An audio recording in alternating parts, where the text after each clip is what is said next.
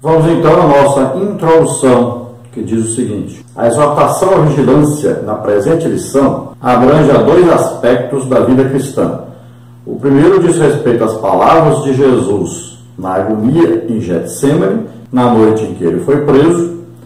O outro aspecto refere-se ao contexto escatológico no sermão profético registrado nos evangelhos sinóticos. A presente lição mostra os aspectos da vigilância na fé cristã. Então nós vamos usar aí vigilância em dois diferentes pontos, né?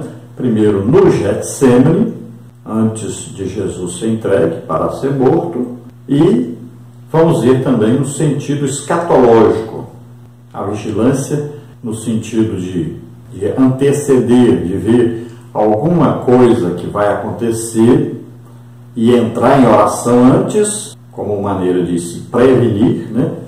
Então é vigilância própria, e no sentido de futuro, então estarmos vigilantes constantemente e sempre, porque não é para apenas um momento próximo, mas agora para um momento futuro. Nós não sabemos que dia, que hora o Senhor vem nos buscar. Então aí a vigilância tanto é para agora, como para daqui a pouco, como para amanhã, como para a semana, para o mês, para o ano, daqui para frente. Todo o tempo nós teremos que estar vigilantes, tanto quanto a nossa própria vida, quanto a vinda do Senhor para nos buscar. Nos estudos escritos que eu sempre coloco, tá, no meu site, eu coloquei lá uma tabela sobre a vigilância. Então são termos e figuras bíblicas, aí um resumo geral dentro da vigilância. Vamos ver então. Primeiro aí, olha bem, a imagem ou figura de um relâmpago, como está em Mateus 24, 27. A interpretação disso é que é repentina a volta de Jesus. E o imperativo aí é acautelai-vos, Mateus 24, 4. O termo grego aí é blepete. E o significado, tende cuidado, atenção. Depois nós temos aí a imagem ou figura de uma figueira, Mateus 24, 32. E a interpretação aí é discernimento. E o imperativo é vigiai, Mateus 24, 42. E o termo grego é gregoreite. Então esteja alerta, esteja atento. Depois a figura aí é do dilúvio, né? Mateus 24, 37. E a interpretação é indolência. E o imperativo é considerai, Mateus 24, 43. E o termo grego é ginoskete, seja conhecedor, perito. O significado aí. Depois vem aí a imagem aí, ou a figura de um ladrão, Mateus 24, 43. E a interpretação, que é inesperado. E vem o imperativo, olhai, Marcos 13, 33. O termo grego aí, de novo, blepete. E significado, tende cuidado, atenção. Depois vem aí a figura dos servos, né? Mateus 24, 45, que tem como interpretação aí a diligência. Então o imperativo é aprender, Mateus 24, 32. O termo grego é matete. Então, significado, aprenda como discípulo. Depois nós temos aí a figura das virgens, né? Mateus 25, 1. Interpretação é prudência. E o imperativo aí é estai apercebidos, Mateus 24, 44. O termo grego aí é gineste etoimoi, que significa ficai em prontidão. E depois nós temos a figura dos talentos, Mateus 24, 14, que tem a ver aí a interpretação com mordomia, né? Trabalho que estamos fazendo. Aí vem o imperativo orai, Marcos 13, 33, 14, 38. E o termo grego é proseuchesta, que significa orai, clamai. Olha bem, quantos termos então para vigilância, né? E quantos significados aí dentro da Bíblia. Então, é importante estarmos fazendo a obra de Deus, estarmos sempre orando, estarmos sempre prestando atenção à palavra de Deus, o que diz, e prestamos atenção ao que está acontecendo no mundo, e enquanto nós oramos, vigiamos, nós temos que estar ocupados fazendo a obra de Deus e com a vida santa. Santa onde? No corpo, na alma e no espírito. Tópico 1, o significado de vigilância. Então a vigilância é o ato ou efeito de vigiar, o estado de quem permanece alerta, de quem procede com precaução para não correr risco, e isso nos mais diversos aspectos da vida humana. O verbo vigiar aparece na Bíblia no sentido de estarmos atentos em todos os aspectos da vida cristã. Então nós podemos usar aqui a figura de um guarda noturno, por exemplo, um vigilante. Se ele cochilar, se ele dormir de repente, o lugar que ele está guardando pode ser roubado e ele pode até ser morto. Então nós, como crentes salvos, temos um destino, a vida eterna com Deus, lá na Nova Jerusalém, nova terra, novos céus. Mas se nós não ficarmos vigilantes, se nós cochilarmos ou dormirmos aí durante a nossa caminhada cristã, até chegar aquele dia de Jesus vir nos buscar, então pode acontecer de Jesus chegar e nos encontrar dormindo, cochilando e despreparados. Olha só. Então nós temos que estar atentos, estarmos todo o tempo preparados, prontos para o arrebatamento, mas enquanto esperamos, temos que estar fazendo a obra de Deus e vivendo de maneira santa.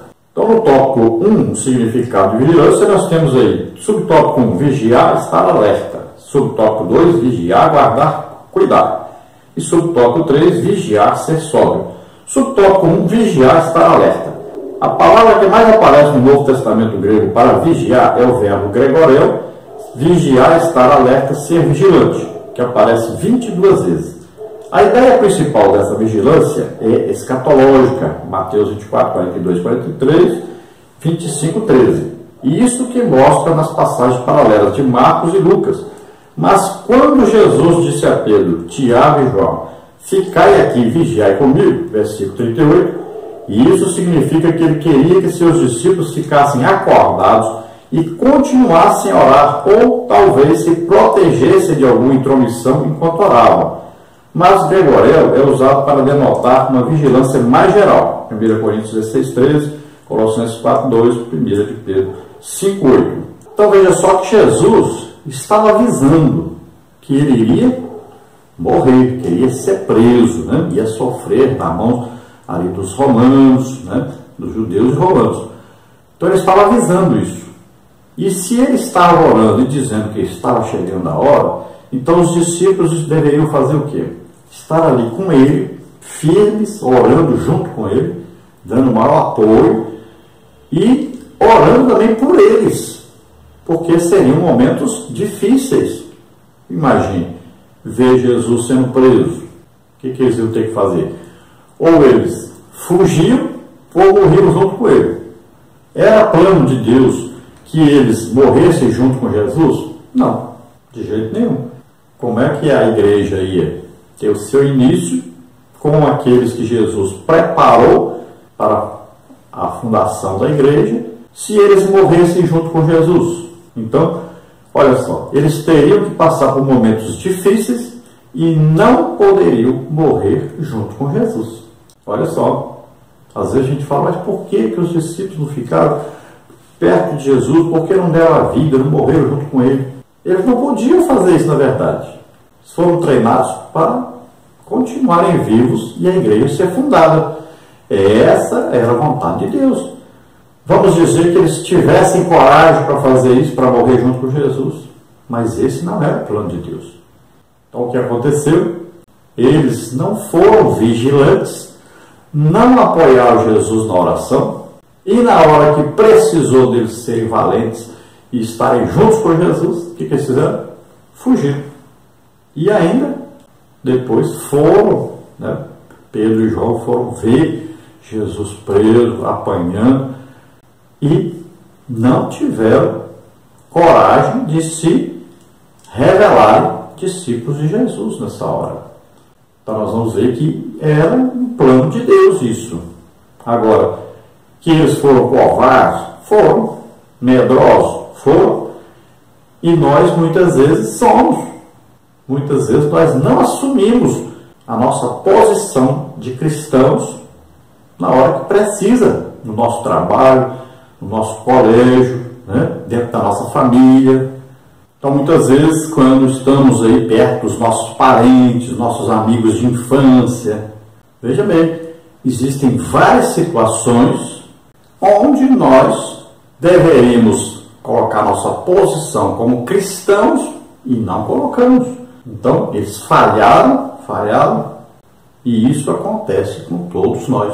São raríssimas as pessoas que são capazes de dar a vida pela sua fé. Na hora do perigo, na hora mesmo que precisa, muitas vezes, todos nós falhamos. Olha um exemplo interessante. Nós passamos aí por um período de carnaval, onde as pessoas se matam, então acontece tanta coisa ruim. Drogas, prostituição, né? Bebida alcoólica. E veja só, o que a igreja deveria fazer? Estar orando, jejuando, evangelizando.